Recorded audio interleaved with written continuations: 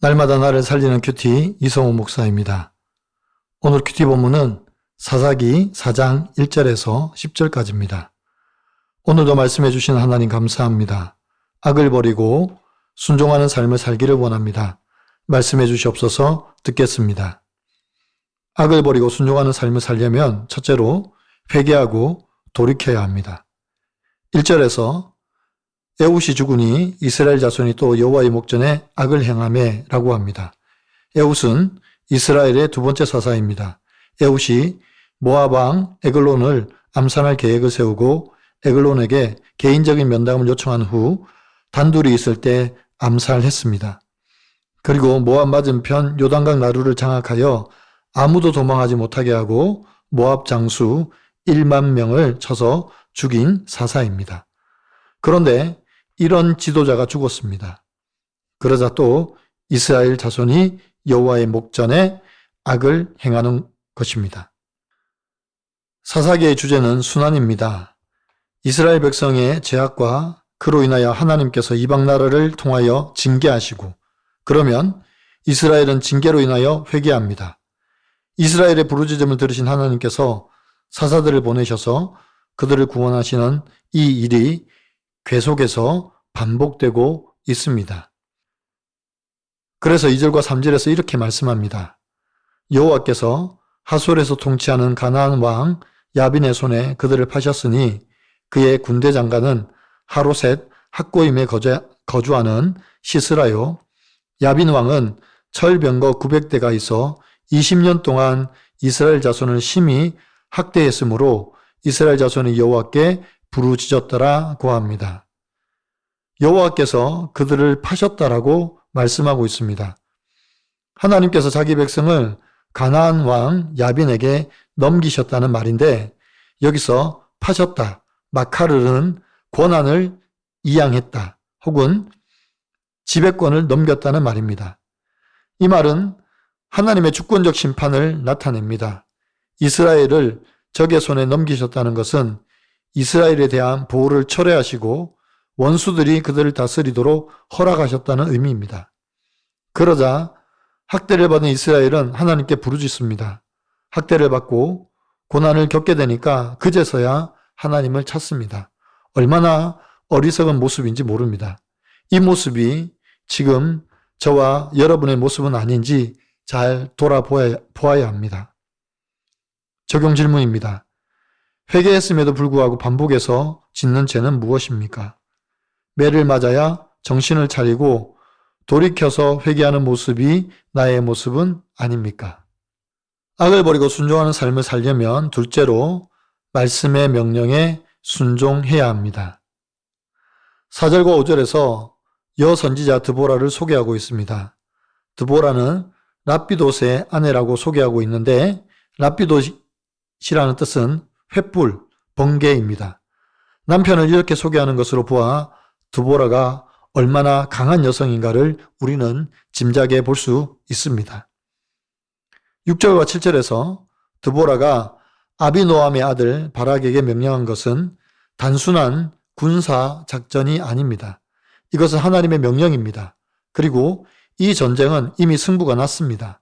왜냐하면 하나님께서 야빈의 군대 장관 시스라와 그의 병거들과 무리들을 바락의 손에 넘겨주겠다고 약속하셨기 때문입니다.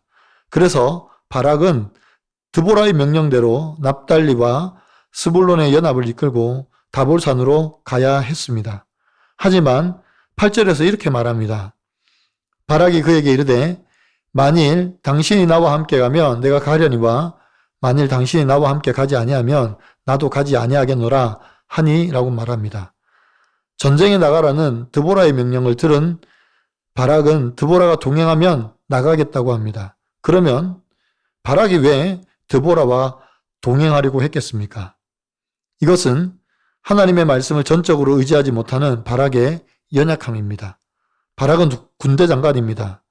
약속의 말씀만을 의지하고 전쟁에 나가야 하는데 그렇지 못했습니다. 또 9절에서 이렇게 말씀합니다. 이르되 내가 반드시 너와 함께 가리라. 그러나 내가 이번에 가는 길에서는 영광을 얻지 못하리니 이는 여호와께서 시스라를 여인의 손에 파실 것임이니라. 하고 드보라가 일어나 바락과 함께 게데스로 가니라 고합니다.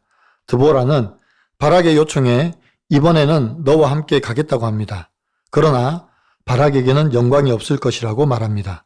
이 말은 전쟁에서는 승리하지만 그 영광을 얻지는 못할 것이라는 말입니다. 그리고 여인의 손에 파신다는 것은 하나님께서 약한 자들을 들어서 강한 자를 부끄럽게 하심을 말씀하고 있는 것입니다. 지금 이 전쟁의 승패는 이미 결정된 것입니다. 바락이 순종하고 가기만 하면 승리하고 영광을 얻을 것입니다. 그런데 바락은 온전한 순종을 하지 못했습니다. 우리가 신앙생활을 하는 현장에서도 마찬가지입니다. 하나님께 온전한 순종을 드리면 하나님께서 일하십니다. 그런데 자꾸만 내 생각과 내 고집을 개입시킵니다. 그래서 실패하기도 하고 더디 가기도 하는 것입니다. 적용 질문입니다. 오늘 내가 내 손에 넘겨주리라는 말씀을 믿고 나아가야 할 사명의 자리는 어디입니까? 내가 전적으로 하나님을 믿지 못해 주저하는 일은 무엇입니까? 100% 순종하지 못하고 자꾸만 내 생각과 내 고집을 개입시켜 실패한 사건은 무엇입니까? 속이는 남편과 속이는 자녀들로 인하여 속는 자가 된 저는 속고 속이는 세상에서 믿음의 공동체에 속해 하나님의 말씀을 의지하며 살아가도록 인도해 주신 하나님께 감사드린다는 한 성도님의 큐티인 묵상 간증입니다. 하나님의 은혜로 구원을 받고 30살에 미국 공학 박사가 되었습니다. 하지만 늦은 나이가 되도록 결혼이 되지 않자 채팅으로 믿지 않는 남자를 만났습니다. 그는 한 달에 수천만 원을 버는 주식 중개인이라며 저를 속였고 저는 돈 욕심에 눈이 멀어 그와 불신 결혼을 하므로 여호와의 목전에 악을 행했습니다. 이후 남편의 거짓이 하나 둘 드러날 때마다 저희는 심하게 다퉜고 남편은 저를 말로 이길 수 없자 폭행을 행사했습니다. 밤 늦게까지 일하고 집에 들어가면 남편은 제게 욕설을 퍼부으며 돈을 안 준다고 때렸습니다. 남편의 이런 학대로 저는 이스라엘 자손처럼 여호와께 부르짖었습니다. 그럼에도 아무 변화가 없자 지긋지긋한 결혼 생활에서 벗어나려고 7년 만에 이혼을 결심했습니다.